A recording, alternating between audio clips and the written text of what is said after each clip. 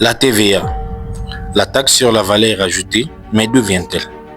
La taxe sur la valeur ajoutée TVA en cycle est un impôt indirect sur la consommation institué dans son principe en France par la loi du 10 avril 1954 à l'instigation de Maurice Laurier qui était à l'époque haut fonctionnaire de la Direction générale des impôts.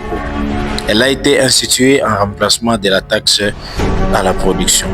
Son bénéficiaire est l'État. Maurice Laurier a proposé d'éliminer les inconvénients liés aux divers impôts sur la consommation.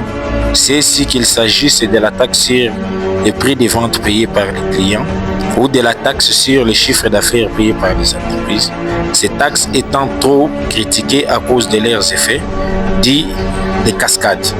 Maurice Laurier proposera alors donc de les remplacer par un impôt plus moderne à vocation unique, la TVA.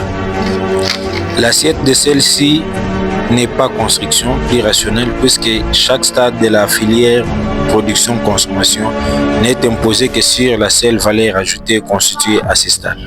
D'où l'importance des déductions, c'est-à-dire la TVA payée en amont. À chaque stade du processus, seule la valeur ajoutée doit en définitive être taxée. Cet impôt n'est mis en œuvre que timidement dans le début.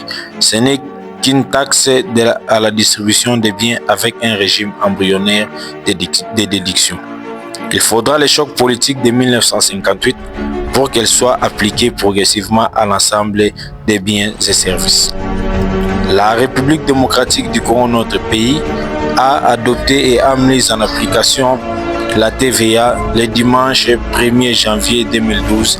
Ainsi, la RDC est devenue le 48e État africain à s'en doter. Ainsi, dès lors, la TVA est appliquée ayant des taux, le premier étant de 0% et le second de 16%.